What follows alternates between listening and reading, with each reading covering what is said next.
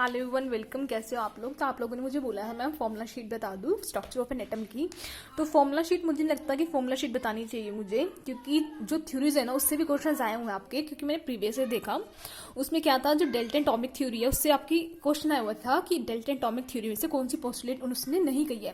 तो अगर आप खाली फॉर्मूले पढ़ के चले जाओगे तो आपका काम नहीं चलने वाला, इसलिए मैं थोड़ी सी थ्योरी भी बताऊंगी ताकि आप एग्जाम में स्कोर कर सको अपने मार्क्स। ठीक है, तो स्टार्ट करते हैं हमारी फर्स्ट थ्योरी से, जो कि आपकी डेल्टन थ्योरी बहुत ही फर्जी थ्योरी है, अब लगती है लेकिन पहले नहीं थी। देखो, डेल्टन क्या कहता है कि जो हमारा सबसे स्मॉलेस्ट पार्टिकल होता है वो क्या होता है, आपका एटम होता है। बट लेटर ऑन हमें क्या पता चला कि स्मॉलेस्ट एटम नहीं होता, इलेक्ट्रॉन प्रोटॉन न्यूट्रॉन भी होता है, और अब तो और भी चीजें आ गई, क्वार्क्स वगैरह। ठीक है, तो स्मॉलेस्ट पार्टिकल उसने बोला एटम होता है, और उसने ये बोला था कि एटम को हम डिस्ट्रॉय नहीं कर सकते, क्रिएट नहीं कर सकते। ठीक है, ये दो पॉइंट्स हो गए आपके। उसके बाद उसने बोला कि कोई भी केमिकल रिएक्शन हो रही है तो उसमें जो भी पार्ट लेंगे वो कौन लेते हैं, आपके एटम्स लेते हैं। ठीक है, अब देखो आगे पास एक हाइड्रोजन का एटम है। ठीक है, अब ये हाइड्रोजन एटम है, एलिमेंट है, सॉरी हाइड्रोजन का मैंने एक एलिमेंट लिया। इसके तो बहुत सारे एटम्स होंगे जो ये हाइड्रोजन बना रहे होंगे, है ना। तो जितने भी हाइड्रोजन एटम्स हैं जो एक एलिमेंट को फॉर्म कर रहे हैं, ये सारे क्या होंगे, इनका जो शेप है, जो इनका मास है, वो सब क्या होगा, सेम होगा, अगर वो एटम क्या है, सेम है। बट वहीं पे अगर डिफरेंट एलिमेंट्स होंगे, जैसे ये हाइड्रोजन और ये मैंने लिया हीलियम, तो जो इसके एटम्स है हाइड्रोजन के और जो हीलियम के एटम्स हैं उनका जो साइज है, मास है, वो तो डिफरेंट होगा ना। तो यही बात इसने 2 पॉइंट्स में इसने कही थी, पढ़ लेना। ठीक है, मैं टेलीग्राम चैनल पे डाल दूंगी नोट सारे, उसमें से आराम से पढ़ लेना। ठीक है, थॉमसन मॉडल क्या कहते हैं, थॉमसन मॉडल को आप प्लम पुडिंग मॉडल भी कहते हो, वाटरमेलन मॉडल भी कहते हो। तो थॉमसन ने क्या बोला था, जो आपका एटम है वो क्या एक स्फेरिकल है। ठीक है, और स्फेरिकल होने के साथ साथ जो उसने बोला, जो जैसे आपको वाटरमेलन है जो उसका पूरा पिंक पार्ट है, मतलब रेड पार्ट है, वो क्या हो गया आपका पॉजिटिव चार्ज स्फीयर हो गया। ठीक है, और जो पॉजिटिव चार्ज स्फीयर है मीन्स कि जो आपका पॉजिटिव चार्ज है वो यूनिफॉर्मली डिस्ट्रीब्यूट है ना। कि मान लो ये शेल है आपके वाटरमेलन का, इसमें पूरे में अच्छी तरह से रेड पार्ट है ना, है ना। तो वो क्या है, पॉजिटिव चार्ज आपका क्या है, यूनिफॉर्मली डिस्ट्रीब्यूट है। ठीक है, और उस टोटल मास को, उसको हम क्या बोलते हैं कि टोटल मास है वो। ठीक है, और उस जो सीड्स है वाटरमेलन के ब्लैक वाले, उसको क्या बोला है, इलेक्ट्रॉन्स है। इलेक्ट्रॉन्स भी एम्बेडेड है उसके अंदर। और इलेक्ट्रॉन्स उसने क्या डेफिनेशन दी कि अगर इलेक्ट्रॉन्स हैं हमारे पास और जो टोटल पॉजिटिव चार्ज है, इसकी वजह से क्या हो रहा है, हमारा जो एटम है चार्ज है वो क्या हो जाता है, न्यूट्रलाइज हो जाता है। जो ये पॉजिटिव चार्ज है, देखो ये पॉजिटिव चार्ज होता है ना, और इलेक्ट्रॉन्स के ऊपर नेगेटिव चार्ज होता है। तो पॉजिटिव और नेगेटिव आपस में क्या कर देते हैं, दूसरे को न्यूट्रलाइज कर देते हैं। ये डेफिनेशन इसने दी थी, मतलब जो भी बोला इसने।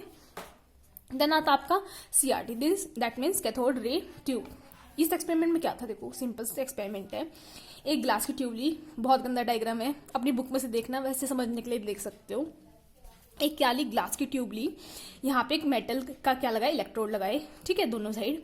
इसको फिर क्या कर दिया, फर्दर बैटरी से कनेक्ट कर दिया। ठीक है, बैटरी बहुत हमारी 1000 वोल्ट की थी, बहुत ही ज्यादा, 10,000 वोल्ट की बैटरी लगाई इसने, बहुत ही ज्यादा जो देती है आपको। ठीक है, क्या क्या कैथोड को इसने नेगेटिव टर्मिनल से अटैच कर दिया, एनोड को इसने क्या किया, पॉजिटिव टर्मिनल से अटैच कर दिया। अब इसने क्या देखा, जब इसने बैटरी ऑन की है तब इसने ऑब्जर्वेशन किया कि कुछ जो रेज है वो ऐसे जा रही है, मीन्स किसकी तरफ जा रही है, कैथोड से एनोड की तरफ। तो जो रेज एमिट हो रही हैं उसको इसने नाम क्या दिया, कैथोड रेज। ठीक है, और इसने क्या बोला, जो ये कैथोड रेज है वो किस में जा रही है, बिल्कुल स्ट्रेट लाइन में जा रही है। ठीक है, और उसने क्या बोला, यहाँ पे मैं कोई छोटा सा फैन रख देता हूँ। ठीक है, तो अगर ये रेज जाएंगी तो फैन घूमेगा। तो इसने क्या किया, मैकेनिकल इफेक्ट भी शो किया। ठीक है, देन अगर ये नेगेटिव से पॉजिटिव की तरफ जा रही हैं तो इसका मतलब हमारी जो रेज है उसके ऊपर कौन सा चार्ज होगा, नेगेटिव चार्ज होगा। क्यों, क्योंकि ये पॉजिटिव की तरफ जा रही है। कोई भी पॉजिटिव की तरफ कब जाएगी, तब उसके पास खुद के पास क्या होगा, नेगेटिव चार्ज होगा। ठीक है, और इनकी स्पीड क्या होती है, बहुत ज्यादा हाई होती है मैम। ठीक है, अब मुझे एक बात बताओ, जो यहाँ पे इसने एनोड पे ना क्या की, ZNS की कोटिंग की थी, और ZNS की कोटिंग करने की वजह से ही इसको पता चला था, क्योंकि वहां पे ल्यूमिनेंस शो हो रही थी, तो इसको पता चला था कि ये जो रेज है वो नेगेटिव चार्ज है। ठीक है, अब देखो इसने फर्दर हमें क्या ऑब्जर्वेशन मिली, ये तो इसने एक्सपेरिमेंट किया, जो हमने बाद में कंक्लूड किया वो क्या किया था, वो हमने ये कंक्लूड किया था कि जो इसमें आपकी गैस फिल थी ना, कि जो आपकी गैस फिल है अगर वो कैथोड से नोड की तरफ ट्रेवल करती है तो क्या करती है, एक इलेक्ट्रॉन अपना एमिट करती है। इलेक्ट्रॉन एमिट किया, उसी जो इलेक्ट्रॉन एमिट किया उसको इन्होंने क्या बोला, कैथोड रेज नाम दिया। मतलब जो बीम ऑफ इलेक्ट्रॉन्स निकल रहे हैं इस साइड से, उसको इन्होंने क्या नाम दिया, इलेक्ट्रॉन। और यहीं से जो आपकी इलेक्ट्रॉन्स है उसकी डिस्कवरी हुई थी। अब जो सिंपल सी चीज आती है वो होता है इलेक्ट्रॉन, प्रोटॉन और न्यूट्रॉन का मास क्या होता है, चार्ज क्या होता है, डिस्कवरी क्या होती है। तो ये टेबल मैंने खाली छोड़ दिया है, ये आप अपने आप से फिल करो, क्योंकि इतना तो आपको पता होगा। नहीं पता तो मुझे बता देना कमेंट सेक्शन में, मैं वहीं पे आंसर बता दूंगी इसके। ठीक है, लेकिन कुछ काम तो आप खुद भी करो, अगर सब कुछ पका पकाया दे दूंगी तो तुम कुछ नहीं करोगे। देन आते हैं आपकी क्या, प्रोटॉन की डिस्कवरी। प्रोटॉन की डिस्कवरी भी क्या थी, जैसे आपकी इलेक्ट्रॉन की डिस्कवरी है वही डिस्कवरी है। हमने क्या किया था, यहाँ पे कैथोड प्लेट थी आपकी, यहाँ पे एनोड प्लेट थी, एनोड प्लेट के ऊपर पॉजिटिव चार्ज था, कैथोड प्लेट के ऊपर क्या था, नेगेटिव चार्ज था। बट इन्होंने भी वही सेम एक्सपेरिमेंट किया, ग्लास ट्यूब ली, ठीक है, और यहाँ पे गैस फिल की, इसको बैटरी से कनेक्ट किया, और इन्होंने क्या किया, जो कैथोड था ना इसके अंदर छेद कर दिया, जो कैथोड रे है, कैथोड की साइड जो मेटल इलेक्ट्रोड है उसमें क्या कर दिए, छेद कर दिए। उस छेद को इसने क्या बोला, परफोरेटेड, मीन्स क्या कर दिया उसने, ये मेटल इलेक्ट्रोड आपके पास, इसके पास इन्हें क्या कर दिया, छेद कर दिया इसके अंदर से। तो छेद करने की वजह से क्या हुआ, जो रेज एमिट हो रही थी वो कैसा चार्ज था, उनके पास पॉजिटिव चार्ज था, और उस रेज को इन्होंने नाम दिया क्या, कैनेल रेज। जैसे इन्होंने पीछे कैथोड रेज बोला, इन्होंने इसको क्या बोला, पॉजिटिव रेज को कैनेल रेज, ठीक है। सिमिलरली स्ट्रेट लाइन में ट्रेवल कर रही है आपकी, हाई स्पीड होगी और मैकेनिकल इफेक्ट शो करेगी, राइट। और जो यहाँ पे जो ये कैनेल रेज है ये किसके ऊपर डिपेंड करेंगी, ये डिपेंड करेगी आपकी कि आपने इसके अंदर कौन सी गैस फिल की थी, जबकि इलेक्ट्रॉन में सब कुछ ऐसा कुछ भी नहीं था, इस पे डिपेंड नहीं करती ना कि गैस कौन सी है, लेकिन यहाँ पे गैस के ऊपर डिपेंड करेगी, ठीक है। अब देखो यहाँ पर आपने गैस ली, इसके अंदर यहाँ से रेज निकल रही है, ठीक है, रेज निकल रही है तो क्या हुआ, इलेक्ट्रॉन निकलेगा और गैस के ऊपर क्या आएगा, पॉजिटिव चार्ज। तो ये जो पॉजिटिव चार्ज वाली गैस बनी है उसको इन्होंने क्या नाम दिया, कैनेल रेज, ठीक है। अब रदरफोर्ड मॉडल पढ़ने से पहले मैं आपको पहले अल्फा पार्टिकल बताती हूँ क्या होता है। देखो आपने हीलियम का एक एटम लिया, हीलियम के एटम में आपको पता है 2 इलेक्ट्रॉन होते हैं और 2 क्या होते हैं, प्रोटॉन होते हैं। तो आपने क्या किया, 2 इलेक्ट्रॉन को निकाल दिया। सपोज करो मैंने ये भी एक्सपेरिमेंट किया, 2 इलेक्ट्रॉन को मैंने निकाल दिया, तो हीलियम के ऊपर क्या गया, 2 पॉजिटिव, मीन्स 2 इलेक्ट्रॉन तो निकल ही गए, तो आपके पास प्रोटॉन बचेंगे। तो इसी को हमने क्या बोला, अल्फा पार्टिकल बोला। तो यही अब हम रदरफोर्ड के एक्सपेरिमेंट में पढ़ेंगे, ठीक है। तो देखो रदरफोर्ड ने क्या बोला, रदरफोर्ड ने क्या किया, पीबी का एक बॉक्स लिया, उसके अंदर आपका क्या किया, कोई भी रेडियो एक्टिव सब्सटेंस रख दिया, ठीक है। इसने क्या किया, रेडियो एक्टिव सब्सटेंस रख दिया, यहाँ पे इसने थिन कॉइल फॉइल लगाई और यहाँ पे ZNS की क्या लगाई, स्क्रीन लगाई, ठीक है, ZNS की स्क्रीन लगाई। तो इसने ऑब्जर्वेशंस किए, वो ऑब्जर्वेशंस बताती हूँ पहले तो क्या होता है। देखो इसने ऑब्जर्व किया कि जो 99% रेस थी वो ट्रेवल क्या कर रही है, स्ट्रेट लाइन में ट्रेवल कर रही है, ठीक है। फर्स्ट ऑब्जर्वेशन ये थी।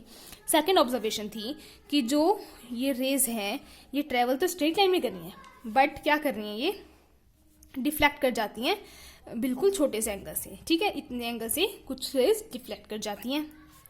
और थर्ड ऑब्जर्वेशन क्या थी कि कुछ रेज है जो आपकी वो क्या करती है, बाउंस बैक कर जाती है, मतलब जैसे गई वैसे ही आ गई, ठीक है। ये ऑब्जर्वेशन थी।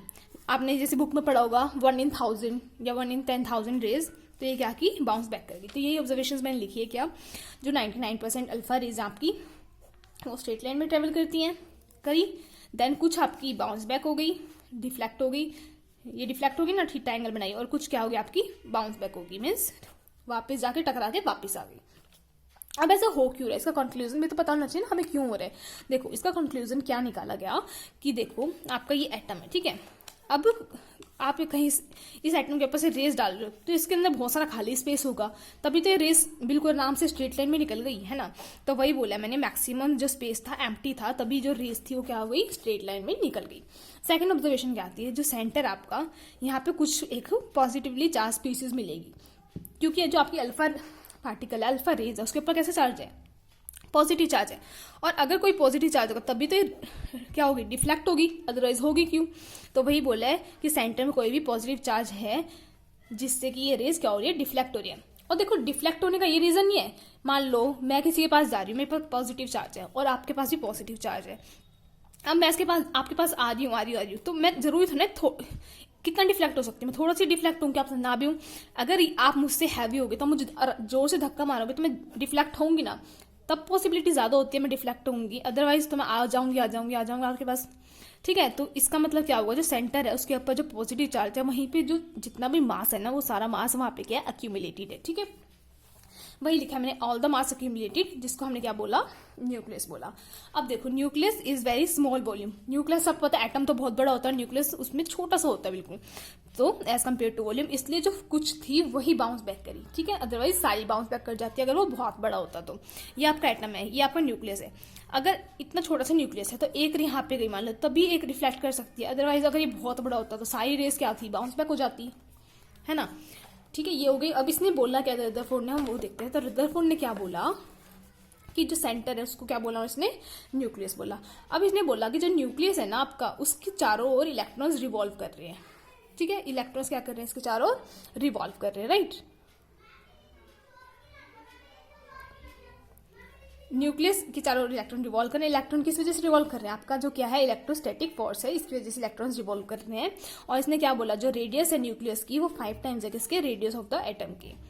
और जो वॉल्यूम है एटम का वो कितना है, 10⁻15 times the volume of the nucleus. यहाँ पे आपका एक पार्ट कंप्लीट हो चुका है, बाकी पार्ट हम नेक्स्ट वीडियो में डिस्कस करेंगे, अदरवाइज ये वीडियो बहुत लंबी हो जाएगी और आप लोग भी नहीं देखोगे। मुझे पता है 10-10 मिनट की वीडियो होती है तो बच्चे खुशी खुशी देख लेते हैं। तो ठीक है, बाकी का पार्ट हम नेक्स्ट वीडियो में कवर करेंगे। तब तक ले पढ़ते रहो, वीडियो अच्छी लगे तो लाइक शेयर सब्सक्राइब कर देना। Thank you so much for watching.